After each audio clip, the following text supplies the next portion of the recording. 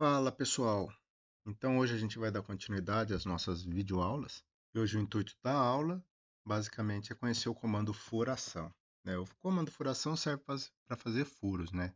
Então sempre é melhor, na medida do possível, da dimensão, da ferramentaria que a gente tem, realizar os furos com brocas e não com fresas, né? Então vamos para a aula. Então toda vez que a gente tem uma pecinha aqui, gente, a gente segue sempre o mesmo passo a passo, né? Venho em configuração.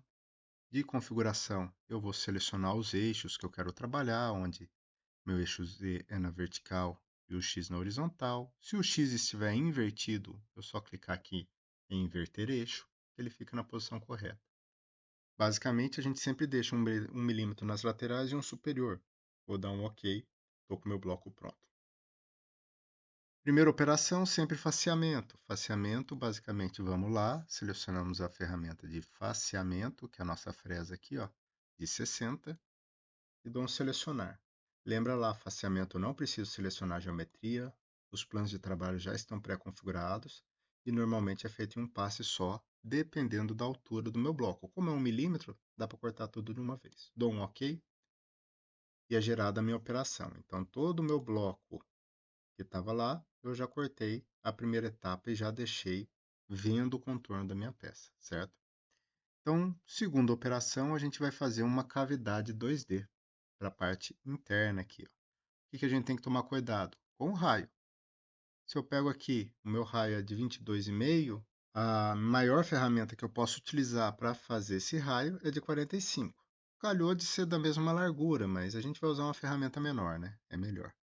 Então, fecho aqui, ele volta para a tela. Vamos selecionar a nossa ferramenta. A de 25 é suficiente para a gente estar fazendo aqui. Beleza? Coloquei a ferramenta de 25. Geometria, eu quero fazer a cavidade. Então, seleciono a base da minha cavidade. Aqui a gente já tem que mudar um parâmetro. Na altura superior, eu não quero mais o topo do bloco, porque o bloco eu já usinei a parte do bloco de sobremetal, então eu quero o topo do modelo. Então, veja que ele corrige para -1, que é o -1 que a gente tirou no faceamento, certo? E vamos deixar aqui, ó, sem sobremetal, que eu não vou querer acabamento, e passagens múltiplas aqui de 2,5. Tá ótimo, acho que vai cortar em 2, quanto tem de alturinha aqui, 5. Em 2 passadas ele faz a cavidade pra gente. Beleza? Vamos retrair aqui e dar um OK. Beleza, então 2 passagens ele fez isso. E aí a gente vai para o contorno. Clico em contorno. Vou utilizar a mesma ferramenta aqui, gente, só para ser mais rápido. Seleciono o meu contorno aqui embaixo. Venho aqui também a altura do modelo, certo?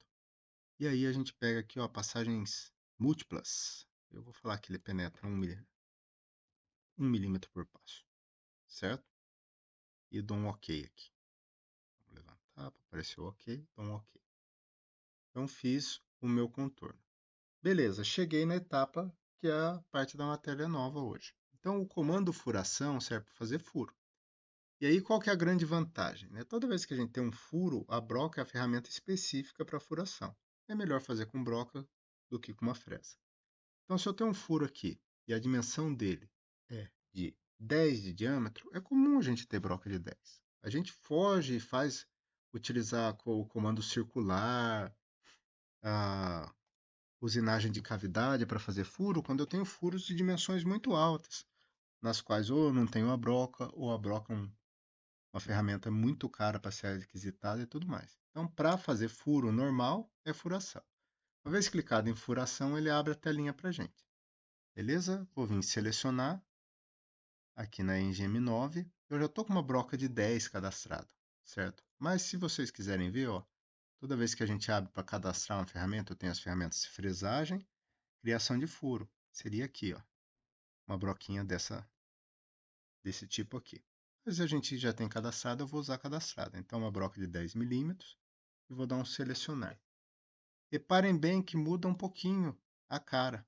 Então, ó, eu vou selecionar o furo que eu quero de 10, e aí eu não preciso ficar clicando furo por furo, basta eu clicar aqui, ó. Se vocês repararem aqui, ó, deixa eu tirar o zoom um pouquinho, e eu clicar selecionar de mesmo diâmetro, ele seleciona os 4 furos para mim, certo? Então eu não preciso ter que ficar clicando. 4 é de boa, gente, mas imagina que eu tenha 20, 30, 40 furos, 100 furos numa peça, todos de mesmo diâmetro. Uma vez que eu clico ali, ele já seleciona todos. Os planos de trabalho ele também muda, ó, é topo do furo com a altura inferior do furo, beleza. O que a gente tem que tomar cuidado é aqui, ó, ponta da broca pela parte inferior. Se eu não marco, ele vai penetrar até a pontinha da broca no fundo do furo. Porém, se eu marco, ele vai penetrar a broca até o diâmetro da broca.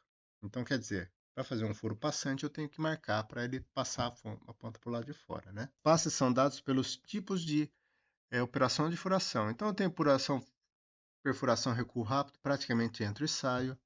Pausa e saída rápida, eu vou, abaixo e volto, né? Eu tenho quebra de cavaco na hora que eu penetro a profundidade de penetração e eu recuo um pouquinho, certo? Penetro e recuo. Esse cavaco vai ser quebrado lá dentro, né? E eu tenho a perfuração profunda, né? Que é penetro, saio com a ferramenta até o topo. Penetro, saio com a ferramenta até o topo, certo? Isso quem vai dar para a gente é o processo, o tipo de material que a gente está cortando e tudo mais. Só fazendo uma lembrança, né? Quem não lembra, a parte cortante de uma broca de furação é a ponta. As helicoides do corpo dela servem para escoamento do cavaco. Beleza, gente? Então vamos, como são furos básicos, vou deixar recuo rápido. E dou um OK aqui, ó. Basicamente ele vai fazer os 4 furinhos para a gente. Então, se a gente pôr para simular agora aqui, a gente vai ficar com a seguinte peça. Faceou, vai fazer o meu contorno. E a furação é basicamente isso. Lembra lá eu marquei que vai até o diâmetro? Então, se eu girar a peça, o furo é passante. Vamos só fazer esse teste ali para vocês darem uma olhada. Se eu vir aqui em planos de trabalho e não marcar, eu vou ter a profundidade do furo que nem a ponta da broca. Então, se eu simulo aqui, ó,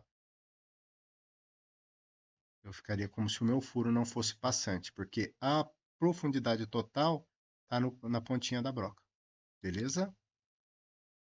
Então, vamos só sair da simulação, marcar o que eu quero mesmo, pelo diâmetro e tudo mais. Beleza, gente, fizemos isso, clico aqui na configuração e venho para gerar o meu pós-processador. Coloco a máquina que eu quero, vai ser a 3 eixos, gero o nome do arquivo, vamos pôr aqui furacão, né? E pós-processo. Uma vez pós-processada, a nossa telinha abre aqui de pós-processamento, eu vou ter o meu código aqui todo na minha peça.